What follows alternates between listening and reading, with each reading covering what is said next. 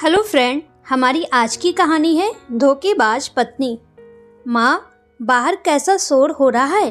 तो रुक, मैं देखती हूँ। अरे राजू, ये शोर कैसा है? अरे चाची, वो ठेकेदार की पत्नी ने जहर खा लिया है, उसको अस्पताल ले गए हैं सब।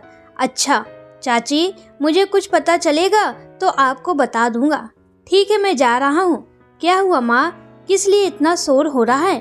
कुछ नहीं बेटा, वो ठेकेदारनी ने जहर खा लिया है, मर जाए तो अच्छा।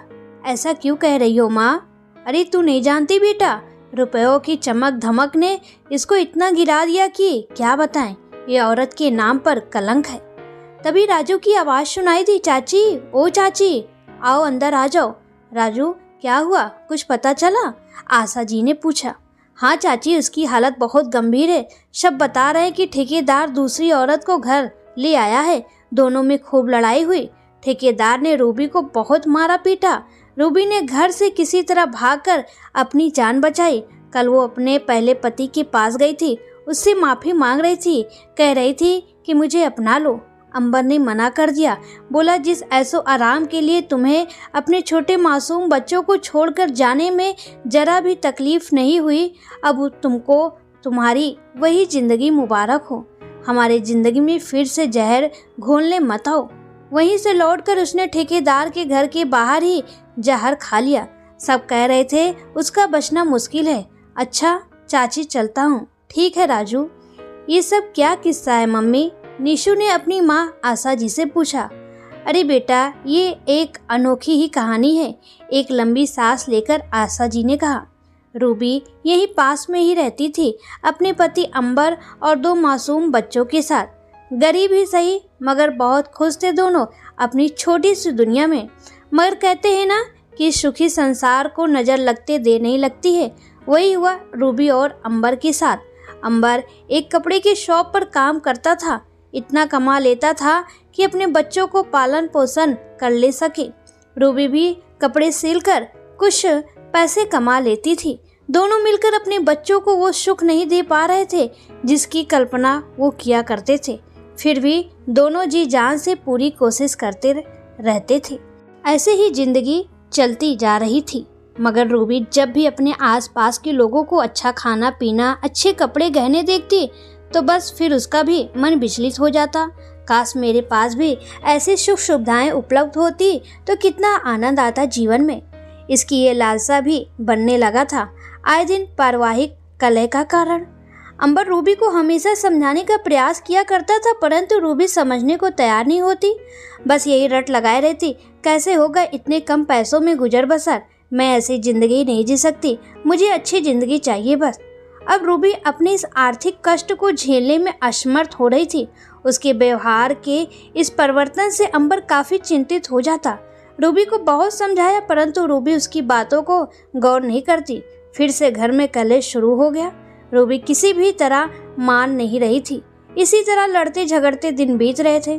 अचानक रूबी ने कहा, अंबर, तुम्हारे मालिक हमेशा 2 दिन के लिए तुम्हारे भरोसे दुकान छोड़कर जाते हैं और वो तुमसे कोई हिसाब भी नहीं पूछते हैं।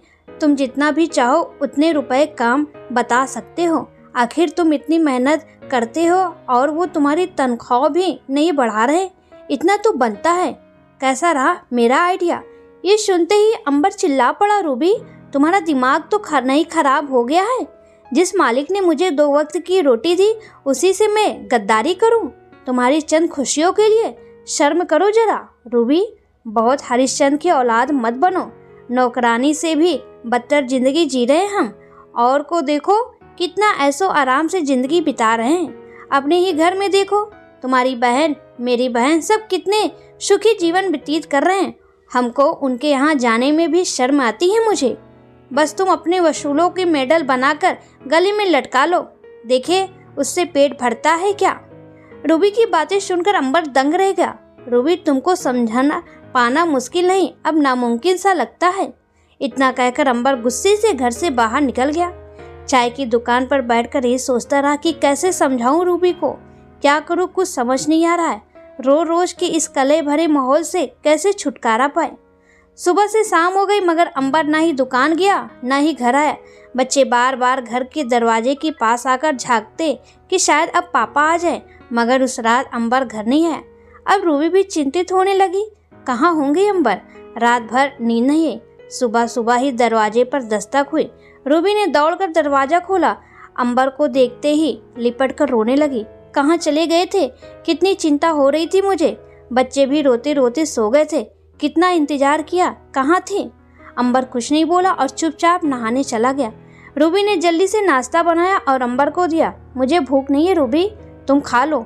अंबर, मुझे माफ कर दो और नाश्ता कर लो, वरना मैं भी नहीं खाऊंगी। तुम्हारी कसम, तुमसे बिल्कुल लड़ाई झगड़ा नहीं करूंगी, वादा करती हूँ तुमसे। दोनों ने संग में नाश्ता किया। अंबर अपने काम पर चला गया। धीरे धीरे सब कुछ समान हो गया।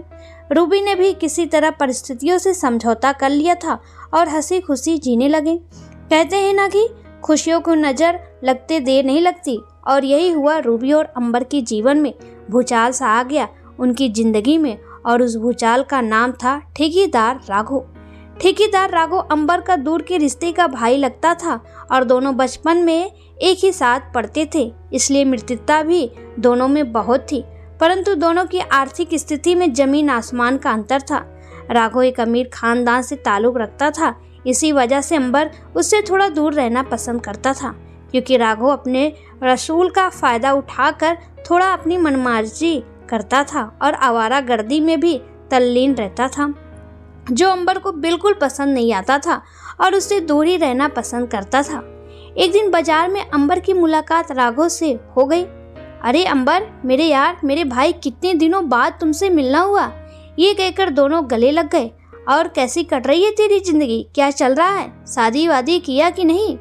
अंबर ने एक सांस में ही सारे सवाल कर बैठा। अरे नहीं यार, हंसते हुए राघव ने कहा, शादी वादी के पचड़े में कौन फंसे, मैं तो अभी आजाद रहना चाहता हूँ। और तू बता, तेरा क्या रहा है? भाई, मैंने तो शादी भी कर ली और बाप भी बन गया। अरे वाह, बता, भाभी और बच्चों से कब मिलवाएगा? अभी चलो। अंबर ने हंसते हुए कहा, नहीं यार, आज रहने दो, मुझे थोड़ा जरूरी काम निपटाना है। तुम मुझे अपना फ़ोन नंबर दे दो, मैं तुम्हें बताता हूँ कि कब आऊँगा।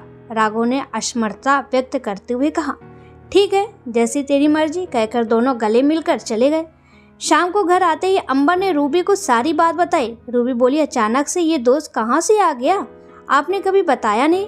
अरे रूबी, पढ़ाई करने के बाद हम सब अपने अपने काम में व्यस्त हो गए, किसी को कहाँ फुर्सत की कोई मिलने आए। ये तो अपने किसी काम से कानपुर आया है और काम खत्म होते ही वापस लखनऊ लौट जाएगा। हमारी अचानक से बाजार में मुलाकात हुई, हाल चाल पूछा। उसने कहा कि भाभी और बच्चों से कब मिलवा रहे हो, तो मैंने उसे बुलवाया है, वो खुद फ़ोन करेगा। अरे राघव भाई। 2 दिन बाद ही राघव का फ़ोन आया और अंबर उसे घर लेकर आया। राघव ढेर सारी मिठाई, फल और बच्चों के लिए खिलौने लेकर आया। इन सब की क्या जरूरत थी? राघव ने कहा। एक तरफ भाई बोलता है और दूसरी तरफ कहता है कि इसकी क्या जरूरत है। अरे भाई, मैं इनका चाचा हूँ, इस नाते तो मेरा पूरा हक बनता है। तभी रूबी चाय नाश्ता लेकर आई। इनसे मिलो, ये मेरे भाई, शायद भाई कम और दोस्त ज़्यादा है, और ये मेरी पत्नी रूबी। राघव रूबी को निहारता रह गया। रूबी है ही इतनी सुंदर। अरे वाह भाई, लगता ही नहीं है कि भाभी 2 बच्चों की माँ है। इतना सुनते ही रूबी खिलखिलाकर हंस पड़ी और इतराते हुए अंबर से बोली, बस आपको मेरी कदर समझ नहीं आती है।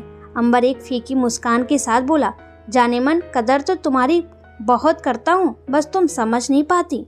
राघव ने ठहाका लगाते हुए कहा, अरे भाभी जी, ये देवर है ना आपका कद्रदान। और सभी हंसने लगे। देवर जी, खाना यही खाकर जाइएगा। हाँ हाँ भाभी जी, बिल्कुल, जो आप कहो, सब सराखों पर। राघव और रूबी दोनों बातों में इतना मशगूल हो गए कि उन्हें अंबर का तनिक भी ख्याल न रहा। अंबर को बहुत असहजता महसूस हो रहा था। रूबी को इस तरह बेफिक्र होकर बातें करना कहीं ना कहीं अंबर को परेशान कर रही थी। अपने को शमान करते हुए बोला, रे रूबी, अपने देवर का बस बातों से ही पेट भरोगी, क्योंकि कुछ बनाओगी? खाने का समय हो रहा है और तुम्हारी बातें खत्म नहीं हो रही है। भूखे पेट भेजने की तैयारी है क्या? अंबर की बात पर सब हंसने लगे। जी अभी बनाती हूँ। और रूबी उठकर चली गई। खाना खाने के बाद राघव जाने लगा तो रूबी बोली, देवर जी, जब तक आप यहाँ हैं तब तक शाम को यहीं खाने के लिए आ जाया करिएगा। रूबी ने मानो राघव के दिल की बात कह दी हो। हाँ हाँ बिल्कुल भाभी जी, आप कहें और हम ना आए, कहकर हंसने लगा। अंबर ने भी फीकी मुस्कान के साथ कहा, भाई रूबी सही कह रही है, रूबी को न जाने क्या मिल गया हो, इतना खुश हो रही थी। परंतु अंबर अंदर ही अंदर किसी बुरी आशंका से डर रहा था। अंबर राघव की हरकत से बचपन से ही वाकिफ था, मगर उसे लगा कि वो मेरा भाई है, ऐसा कुछ भी नहीं करेगा। फिर भी उसने रूबी को समझाते हुए कहा, रूबी ये बड़े लोग हैं, हम इनकी बराबरी नहीं कर सकते। तुमने बिना सोचे समझे राघव को रोज खाने पर नहीं बुलाना चाहिए था। कम से कम मुझसे पूछ लिया होता। रोज कुछ अच्छा बनाना पड़ेगा, इससे हमारे महीने भर का बजट हिल जाएगा, और अगर अच्छे से खाना नहीं खिलाया तो हमारी बेइज्जती होगी। सो अलग कुछ तो सोचा करो। तुम भी ना अंबर। अच्छे हैं देवर जी, वो तुनुक कर बोली। कितना सामान लेकर आए हैं हमारे लिए, हमारा भी तो फर्ज बनता है कि हम उनके काम आ सके। ज़्यादा मत सोचो, मैं सब संभाल लूँगी। चलो अब सोते हैं, बहुत रात हो गई है। अंबर रात भर करवटें बदलता रहा। उसके मन मस्तिष्क में एक अनजाना सा भय घर कर चुका था। फिर भी वो अपने मन को समझाने में लगा रहा, सब ठीक है, यही सोचते हुए सुबह हो गई। सब अपने अपने काम में व्यस्त हो गए। इधर रूबी बेसब्री से राघव के आने का इंतजार कर रही थी। उसने जल्दी से खाना बना लिया, तभी दरवाजे पर दस्तक हुई। रूबी ने दौड़कर दरवाजा खोला। सामने अंबर को देखकर बोली, आप हैं? क्यों, मैं हूँ। क्या मतलब? मैं तो रोज इसी समय आता हूँ, आज तुम चौक क्यों गई? अरे नहीं, बस मैंने सोचा कि राघव है। रूबी की बात बीच में ही काटते हुए अंबर ने कहा। रूबी बिल्कुल सकपका गई। अरे नहीं जी, आप तो नाराज हो गए। रूबी मनाने के अंदाज में दुलारने लगी। चलिए हाथ मुंह धोकर फ्रेश हो जाइए, मैं चाय बनाती हूँ। अभी दोनों चाय पी रहे थे कि राघव की आवाज़ सुनाई दी। मुझे भी चाय पीना है भाभी जी। अरे देवर जी आइए बैठिए, मैं अभी चाय बनाकर लाती हूँ, कहकर रूबी चाय बनाने चली गई। लीजिए गर्मा गर्म चाय लीजिए, हंसते हुए बोली। तभी एक पैकेट और खाने पीने की चीज़ रूबी की तरफ बढ़ाते हुए बोला, ये आपके और बच्चों के लिए है। रूबी ने खुश होकर तुरंत सारा सामान ले लिए, परंतु अंबर ने टोका, अरे राघव ये सब अच्छा नहीं लगता है। रूबी सामान वापस करो तुम। राघव ने अंबर को टोकते हुए कहा, अंबर क्या तुम मुझे पराया समझते हो? फिर तो मैं भी चलता हूँ, खाना होटल में ही खा लूँगा। रूबी ने भी तुरंत राघव के हाँ में हाँ मिलाते हुए कहा, और नहीं तो क्या, आखिर आपके भाई हैं और मेरे देवर जी हैं, अपना समझकर ही तो आए हैं। आप भी ना अंबर बहुत सोचते हैं, अपनों में कैसे झिझक भला बताओ। अंबर मन मार कर चुप हो गया। राघव ने रूबी से कहा, भाभी जी पता नहीं आपको गिफ्ट पसंद आएगा कि नहीं। रूबी ने पैकेट खोलकर देखा, उसमें सुंदर सी साड़ी थी, जिसे देखकर रूबी उछल पड़ी। अरे वाह, ये तो बहुत सुंदर साड़ी है।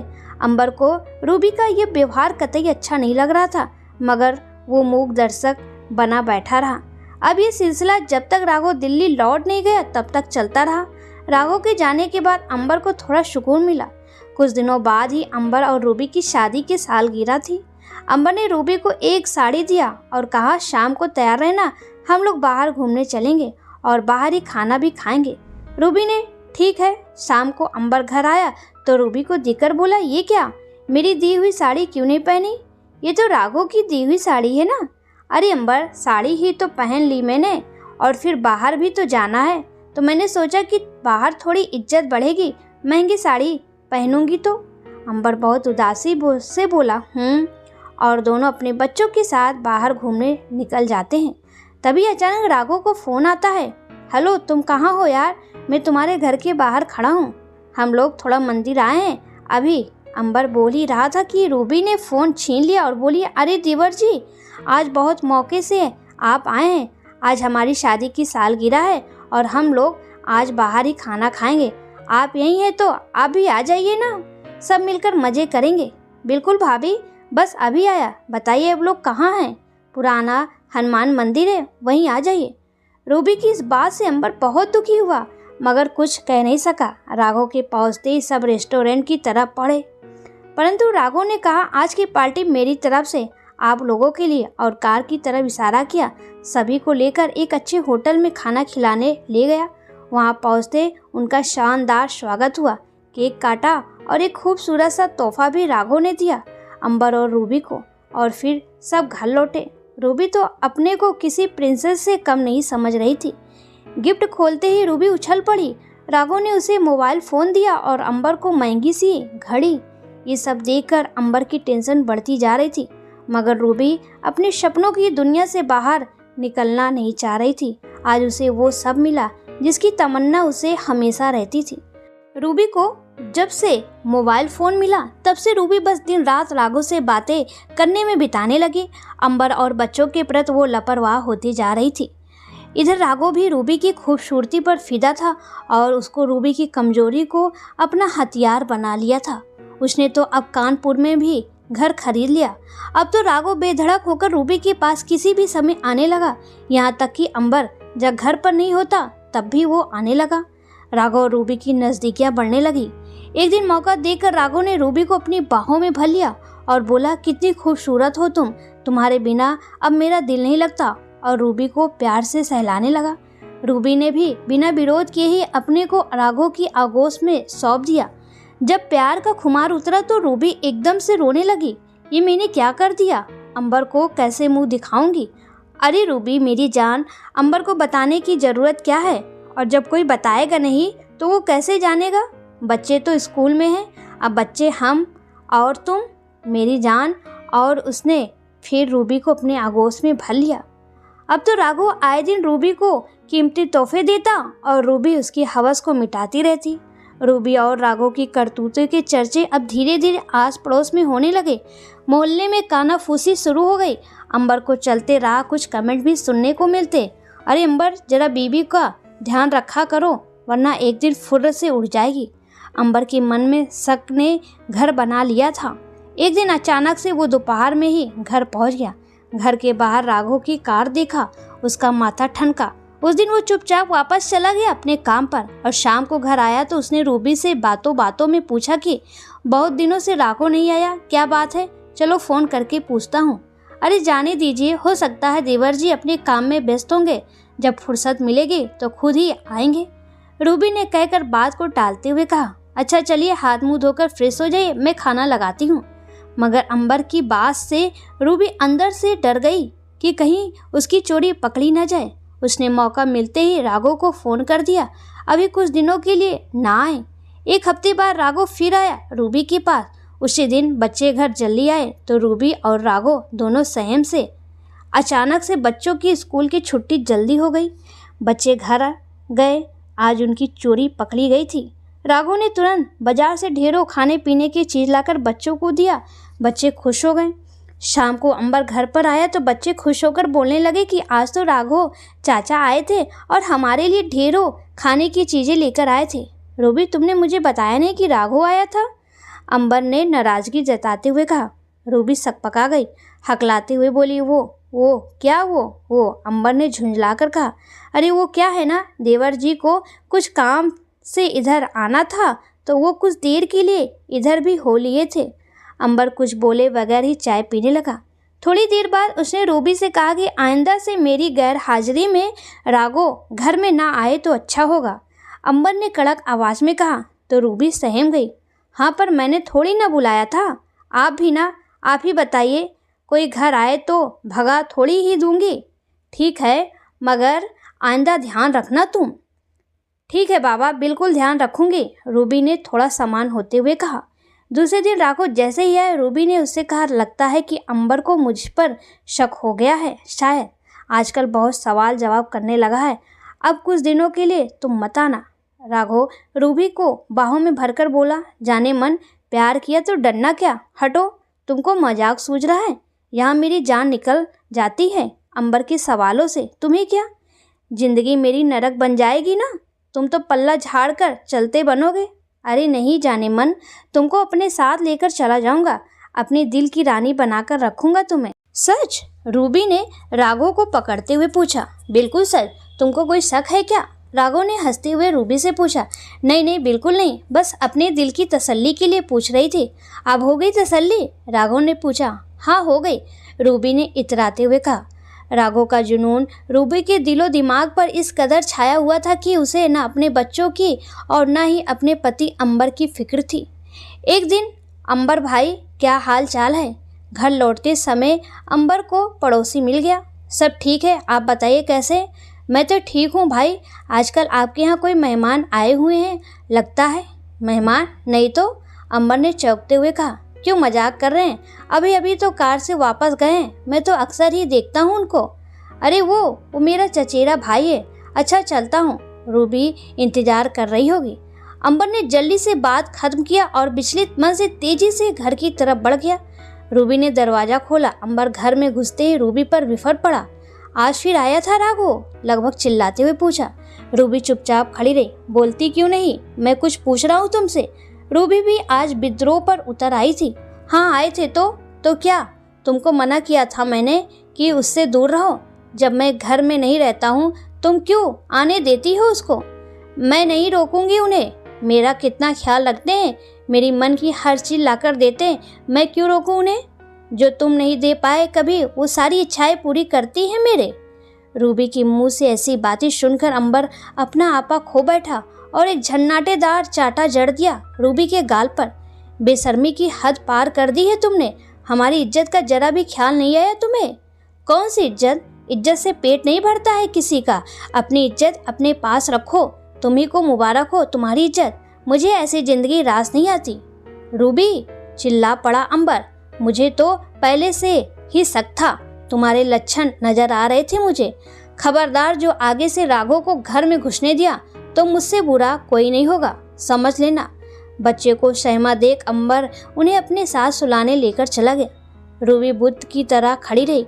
उसने मन ही मन एक खतरनाक फैसला लिया। सुबह होने का इंतजार करने लगी। अंबर भी आज काम पर नहीं गया। कल की बात से काफी दुखी था और मन उदास था।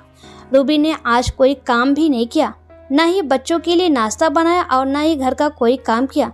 बस बार बार दरवाजे की तरफ देख रही थी। तभी दरवाजे पर दस्तक हुई। रूबी लगभग दौड़ती हुई दरवाजे की तरफ लपकी। दरवाजा खोला। राघव को देखते ही उससे लिपट कर बोली, प्लीज राघव, मुझे इस नरक से बाहर निकालो। मैं अब और यहाँ नहीं रह सकती। अंबर आवो खड़ा रूबी को देखता रहा। बड़ी हिम्मत करके बोला, रूबी ये क्या कह रही हो? ये घर, ये बच्चे और मैं सब तो तुम्हारे ही हैं। हम सबको छोड़कर कैसे जा सकती हो? होश में आओ रूबी, अपनी जिंदगी नरक में मत झोंको। ये राघव केवल तुम्हारा इस्तेमाल कर रहा है। अभी भी वक्त है, संभल जाओ रूबी। मेरी बात सुनो, बच्चों की खातिर कुछ तो सोचो। अंबर राघव के आगे हाथ जोड़कर गिड़गिड़ाने लगा। मेरी गृहस्थी बर्बाद मत करो राघव। राघव ने कहा,